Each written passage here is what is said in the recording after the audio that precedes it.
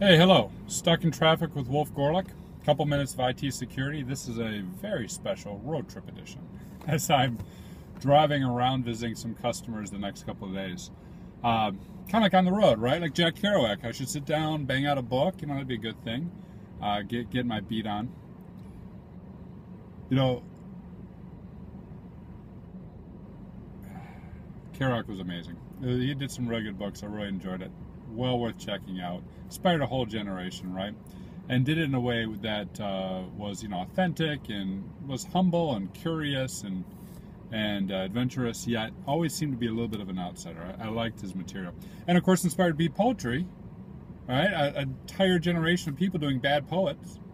Actually, a couple weeks ago, true story. I did some beat poetry on stage with some friends on a lark. It was good. I still got it. I can still beat poet. It's about as good as you might imagine. So when you think about IT security, right, and you approach it with this degree of curiosity and humility and interest in other people, it really opens up a lot of different things. Oftentimes when we're doing IT security and whatnot, we think, we're the guys who are bringing the answer, or we're the guys who are the experts or whatnot. And we miss that opportunity to engage with people. We miss the opportunity to understand them, to be curious about them, right? To figure out what they're trying to do. Who are they? What do they stand for? What's their brand, right? What's their strategic intent? What's their tactical reality? Those types of things we'll miss if we're not listening very closely. We'll miss if we're not going in with new eyes, right? Not necessarily like Jack Kerouac, but similar, right? Similar in exploring and being authentic. And why is that important? Well, in my mind, one of the best ways that IT security gets done is when we find ways that people can accomplish security by doing their job better, right? Because then they're going to want to do it. They're motivated to do it. It's filling one of their needs.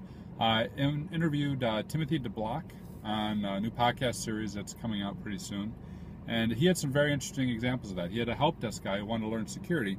So by setting up the incident response processes, the help desk guy could get training and get experience while doing his job.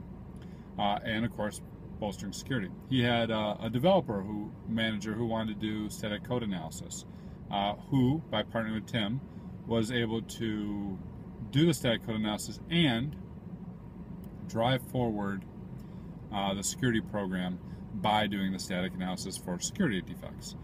He had someone on HR, he had, the list went on and on. IT administrators who had to do patching. And each one of those had the same core lesson.